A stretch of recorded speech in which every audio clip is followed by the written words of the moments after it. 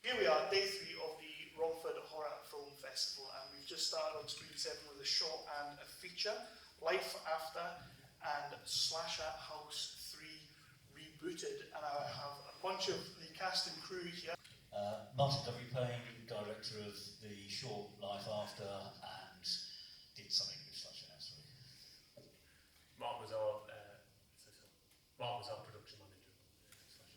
Yeah, I saw the thank you there. It was like it wouldn't have happened without It Martin. really wouldn't have, no. I hear a lot of Nothing that. would, that's the thing. I'm MJ Dixon, director of Slash House 3 Rebooted, and producer and cinematographer and editor and visual effects artist and Dreamweaver, and you know, all that nonsense. You did somewhere. Yeah, I was involved somewhere. I'll use this one. Adam Lezemore, I was the prankster and every other character in it, pretty much. So I doubled for every character, almost. But yeah, that was really fun to do.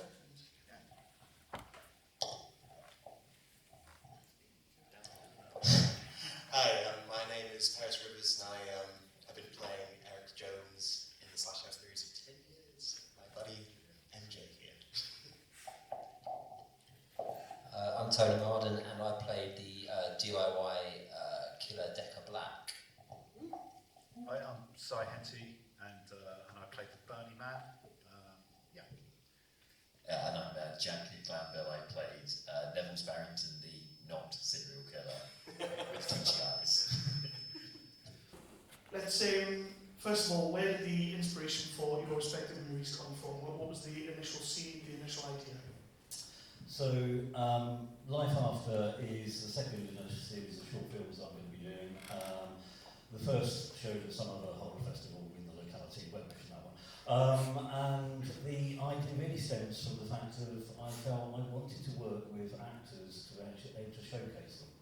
And for Life After, the guy in it, Sample, I worked with him on a university student short at the University of Winchester, and I just decided I need to do something with this guy because he is really good and he needs an introduction. And that's really the concept of the shorts. So Life After, the idea, I came up with a challenge which I wanted to put to him as the actor, to the makeup artist Katie, and to the cinematographer stroke editor Jason. We're just going, you know, you're going to hate me, but it's a challenge, do you want to do it? And they all said individually, yes. I think Jason had the worst case on that because he decided to shoot in 6K. Nice. And apparently I managed to kill at least 2 of his computers. What a shame.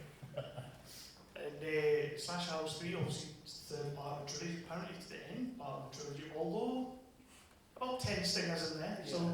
Well, there was nearly like, initially we had like a joke where there's going to be like 25 stingers and everyone was going to walk up to another character and be like, let's do something, you know, and it was going to be like basically a recreation of the same scene for almost every character in the film. But even just for a joke, that was like so ridiculous to try and put together. So like in 2010 I made the first Slash House, and it's kind of just been like a staple of what we do, I guess. And so I just wanted to kind of finish off the story of the main character. Initially Slash House 2 and 3 were one movie, but as you can see, that's 2 hours long, and so you can see the problem there. So eventually I cut them into 2 films that we were supposed to do back to back, like in 2015, I think, and that just didn't work out, and then here we are, nearly 10 years later. I did read that this one took a good little while on the synopsis to get going. How was that? How did you keep the sort of the motivation going with all those hurdles in the way? Well, it was a tough one because we were like about 4 days away from shooting the trailer at the beginning. We were about 4 days away from shooting that when the whole country like locked down. So that was like a big problem because, and then during that, my son was diagnosed with something called Angelman syndrome. So then they basically told us we had to shield, and then for 3 years didn't tell us any other information. So we were kind of just stuck in a holding pattern of, like, we'd raised the money to make it, and we were kind of ready to go, we had a full cast and everything, but we couldn't risk putting him in danger. But during that time, obviously, we never knew when we were going to be able to start, so we were still paying for our insurance and things like that. So all this money we'd raised that would usually last us about a year's worth of insurance was just getting whittled down over this time. And so we had to raise essentially the money again to make it. So that was probably the biggest challenge, I think, was trying to even keep this project alive during this kind of like sudden weird break. And then last April, we finally started shoot. Well, last March we finally picked up and shot the trailer in exactly the same place on almost exactly the same date we were supposed to, like 3 years earlier. And then about a month later, we started shooting on Slash House 3 in April, and we finished on December 6th. Which is why the runtime is wrong in every festival, because we had it in like a rough cut that was like missing like 25% of the film. So it's been one of those journeys. I can't even tell you whether it's worth it or not at this point. But it was something that I had to see through. This was one of my more fun films to watch during the festival. Like it's a vibe. It's an absolute it's just got everything in there that you love about your classic slashers and modern day slashers. But how much fun was it for you guys to actually shoot after all that pain to start with? Well, I can tell you how much fun it was for me. Funnily enough, all that pain was the thing that saved it. So the first 5 days, I think, me and Murray, Murray, can you just say hello? Murray's like instrumental in all this as well. I don't actually know what I'm doing. The first few days, me and Murray, because at this point also it's the first time that Anna couldn't be on set. So she was producing remotely, and I was producing and directing on set. Murray was kind of helping me build the sets and stuff like that, and our friend Lewis, who played Knucklehead, came and helped build sets and stuff. But the first 5 days, I'm not kidding, were like pure hell. I've never been in a situation where I've woken up and gone, please don't make me go to that film set. Like, it's just horrible, because I'm trying to juggle like directing and then lighting and shooting and producing and costume, and because we built all the costumes from scratch ourselves. We didn't have a team doing it. Literally for the summer before this, I was in my backyard just sawing toys in half and gluing them to other toys, and it was just my backyard was like a graveyard of Nerf guns and hockey pads and so the first 5 days were like pure hell, and then we came up to Romford to shoot the stuff with the puppet and with the wheelie man. And Mardon kind of, at that point, stepped in as, he was obviously acting in the film, he stepped in to help produce while Anna wasn't here.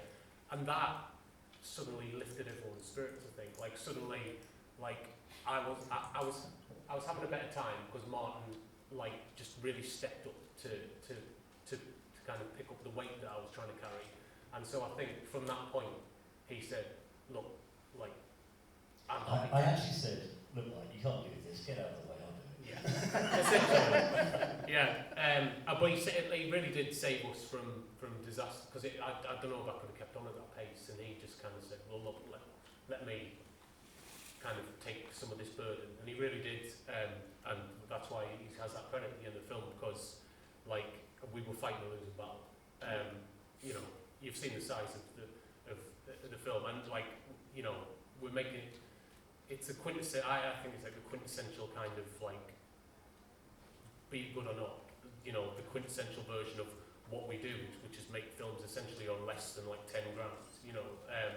And so that's an impossible task already. And then to just levy all this stuff on us, I don't know how we would have done it without Martin.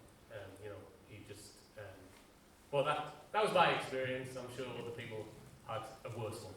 Well, I'll tell you what, we'll flip that a little bit first, because I don't want you to be too down on your movie because I genuinely think you've got a cracking film there. It doesn't need to be 100% perfect. We are working at a certain level, and what you've got there is fantastic. You're not going to talk about the sliding doors, are you? I mean, we did our best. I'm going to talk about everything. But honestly, go around and Martin, for your short as well. What are you most proud of? What are you? Did you sit there today and watch it up on the big screen and you were like, actually, that looks sick? For my short, the fact that it works and the fact that people liked it, and the fact that it's another thing I'm going to do, so it has to work. For Slasher House 3, I just think it was the way, as Mike said, I came in to do the production manager stuff, but everyone else just made it so easy. So it's all the behind the scenes stuff that you don't see on the screen. That's what makes it good. Yeah, I think for me, just seeing all these people that I fucking love, like just doing like great shit on, like, you know, like because watching it with an audience, you suddenly do realise like how much of a personal film it is in a lot of ways, which I know makes it really like inaccessible to strangers in some ways. I mean, I really tried really hard to make it a film that someone could come in and watch, but it is so personal. Like I watch him laughing at jokes that are definitely like at our expense the whole way through on screen. He's like smirking through the, you know, and that's what I kind of love about it, because that's what it is. It is just like we've been just doing this stupid crap for like 10 years and like longer, and it's just It also you know, an abandoned school building. yeah.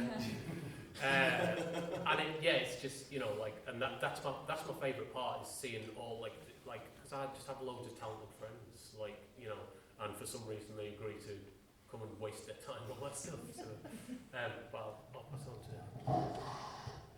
What was the question? Was there anything you saw up there on the screen today that you look back on and you're like, damn, all that? You didn't see my face, so. Really though? Yeah. No, honestly, it was very physical, and that for what I had to do. So I'm glad I proved that I can physically act rather than emotionally as well. Like, because it's so much harder to act while you can't see, basically. So, and I had to do some fight sequences. I did some stunts. It was a load of fun, and quite proud of myself that I didn't kill myself. So It's what we said we probably not a big deal. I'm lucky that most of the people didn't kill you, really. Yeah, exactly. I'm annoyed a lot of people. No, but. And the guys at the back? This was Tony and myself were on for we shot over, was it just one? It was 2 days. You did 2 days. I did 2 days. I didn't have the agent the day before. Oh yeah, of course. Yeah.